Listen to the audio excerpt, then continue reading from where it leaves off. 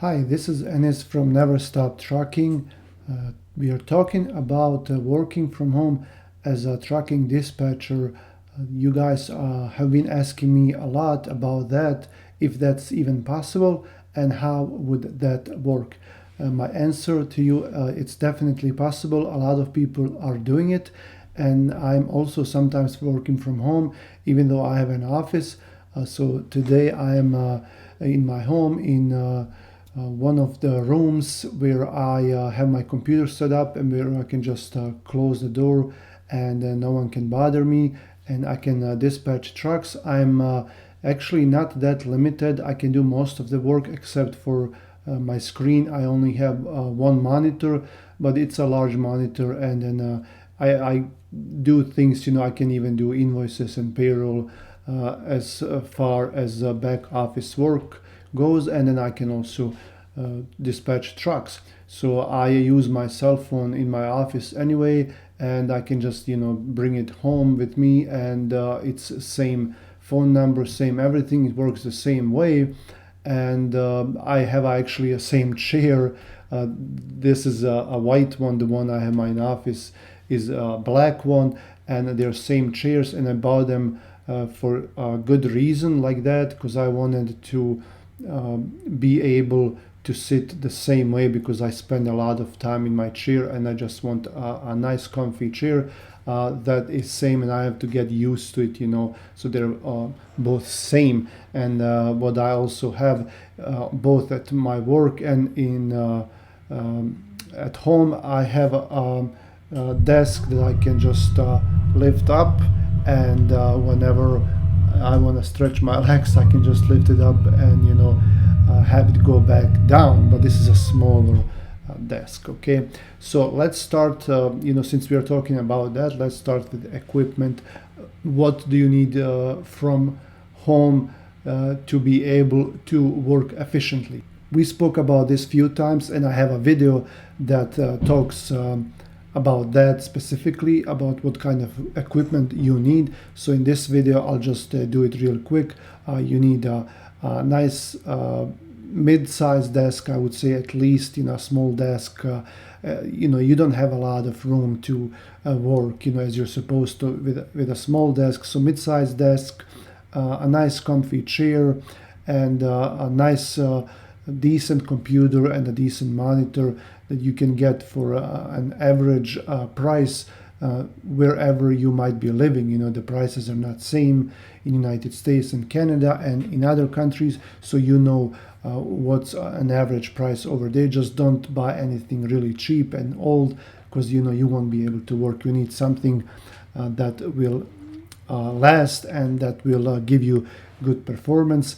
You might need a printer. I have a printer, and I use it not just for my work, I use it for home purposes too. My kids use it, so it's a nice thing, nice and convenient thing to have a printer. It doesn't have to be color. It can be black and white, monochrome, but I do recommend laser printers. Nowadays they're much cheaper than they used to be.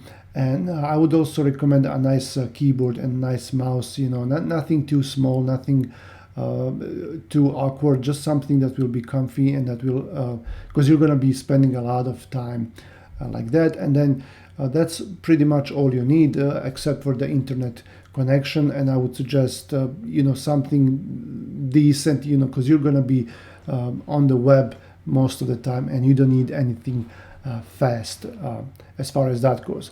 What kind of permits do you need if you're in United States? And then I've talked about this a lot of times. You don't need any special permits.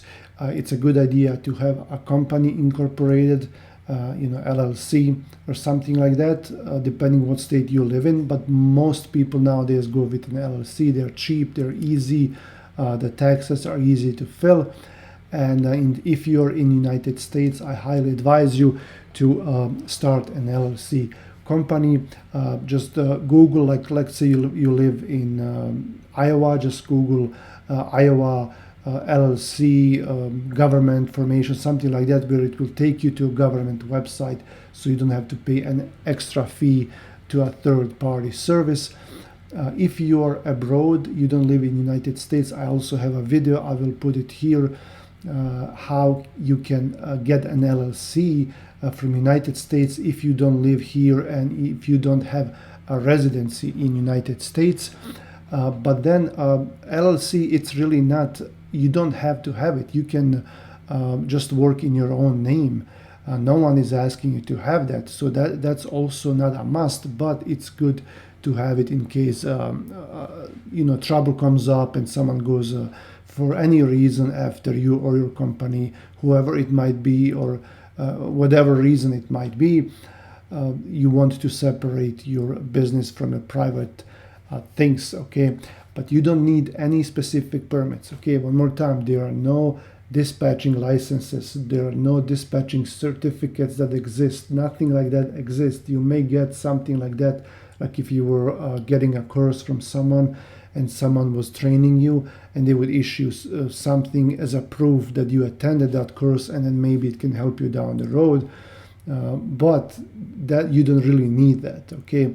There is no requirement for that. There are no permits. As far as I know, no states will require you to have a license for dispatching, okay? MC number and DOT numbers are reserved for carriers only, for trucking companies who are engaging in business, transporting goods or passengers in United States and Canada. But since you are not engaging that kind of business, you're just dispatching, you're only booking loads and forwarding that, and you're booking a load on behalf of a carrier and you're forwarding that information to the carrier, and that's what you're doing. In order to get an MC number, you need to have a truck, whether it's a truck that's leased on to you, to your company, or you have your own truck. You cannot get an MC number until you have insurance for that truck and you send a proof of that insurance to FMCSA or USDOT. So if you're a dispatcher, you don't need an MC number. You can't even get it. If you want to have your own trucks, your own authority, that's different. There are steps that you can do in order to get that, but in this case, if you're just dispatching trucks like that, you don't need it, okay? Next question, that's always the hardest part, is to find people who will be working with you. That's owner-operators who have their own trucks and their own authority, or carriers who have more trucks and they need some help. Where do you find them? I also made a video about that. Here it will be in the description of the video and here in the cards, and you can watch that video. But real quick, cold calling is still a good way to do it. Facebook, social networks, Instagram, YouTube. Look for drivers, look for trucking news articles, look for trucking groups. There are a lot of groups on Facebook that you can join. There are a lot of drivers there that are posting, and you have their name there. You can contact them, you can send them a message, you can make your own Facebook page. Down the road, after you start, you can make your own website. You can buy some ads for Facebook, buy ads for Google, Craigslist, post on Craigslist. There are a lot of ways, to find a new carrier, a new owner operator. Like I said, watch that video.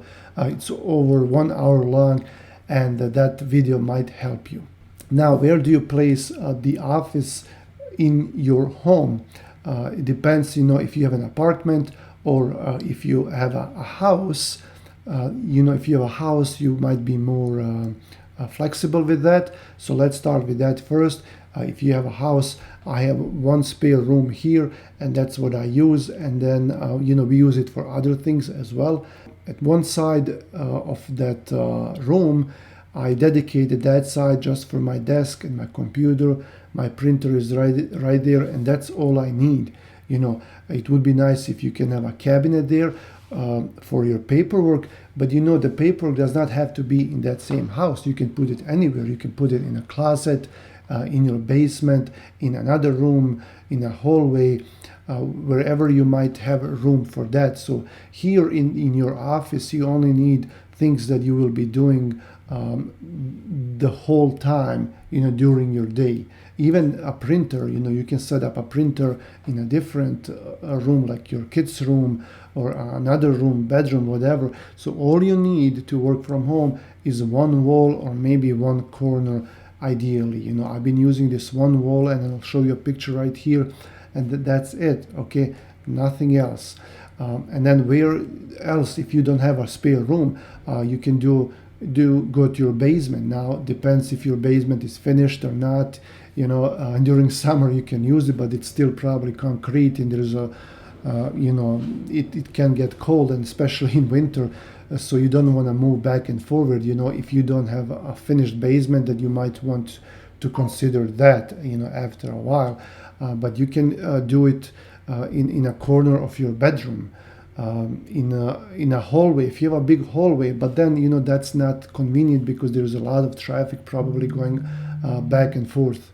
If you have room in your attic, that would be also a possibility. Or even if I know a guy actually here in the town where I live, and he has his own authority. Actually, he's a carrier, and then he has a garage that's separated from a house, and then he just did one part there, and then made an office in the garage, and it's kind of like a shed slash garage, but it's a really good one.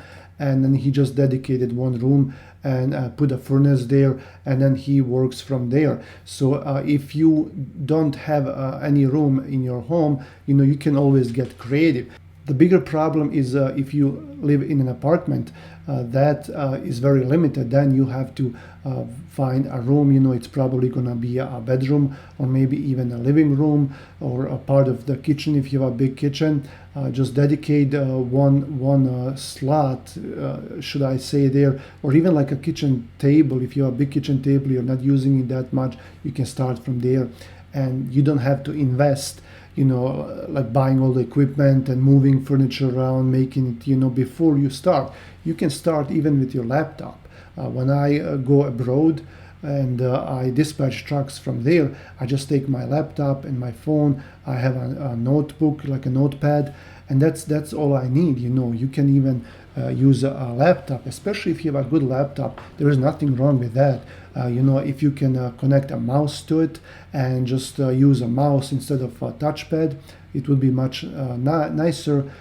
If it's a small laptop, that might be a problem, but if you have a large laptop with a large screen, then I don't see a big problem. You can start with that. You can even work like that for a while, and then only then, after you see that this is going well, that you're getting trucks and customers, and this is working for you, then you can invest in something, in an office, small office there.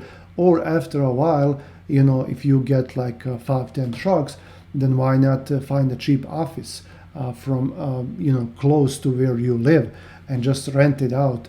I was gonna talk in my next video about that, like having an office versus working from home. Then I'll talk about that a little bit, but just to start, you can do it from home, no problem.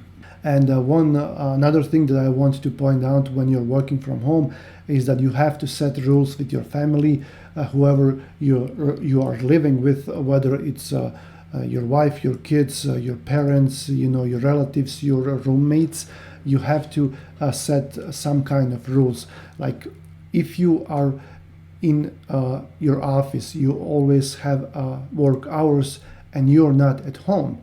Okay, you're away, and then your family knows that you're not there, you're not available. They can call you a couple of times during the day for a break, for a lunch, or if they have an emergency. But they know that you're not supposed to talk that much outside of the work, when you're at work. Okay, so you should tell them that when you're doing this from home, they have to act as if you are in the office, as if you are working in your place of work, like wherever you are working besides that, or your former work, like a store, medical office, driving factory, whatever, construction, whatever you have been doing before this. Then they should act in that way and not interrupt your work. Okay, I've had those problems before. Well, I would start at 8, and then I have to watch the children for a while. I have to do breakfast for them. I have to do something unrelated. Sure, I can, if I'm not that busy, let's say my trucks are covered or I'm looking for tomorrow and it's relaxed. Sure, I can, do that. That's not a problem. But if you never know what can happen, truck might break down, your load might be canceled, something unforeseen can happen where they need your full attention, and you promised that you would do something else, like something around the home, or maybe even outside, like cut the grass or something. But now you have to leave all that behind and then do this, because this is more important. This is primary. So before you promise someone that you will be doing something for them, make sure you have time available, and make sure that they get used to the fact that you're working from home. And that means if you're working from home, that doesn't mean you're at home. It still means you're working. Okay, it still means you need to pay attention to your work. You need to be focused. You need to be available 100%. You can't work like this, and it doesn't, maybe sometimes, but then you should leave that. But you should be here sitting by your computer, 100% attention to your work. Okay, so make sure you set those rules. And this is it for this time. I hope this was helpful to you. If you like the video, like it. It will help the channel grow. Subscribe to the channel. Come back for more. Again, my name is Enis. This is Never Stop Trucking. Thanks for watching.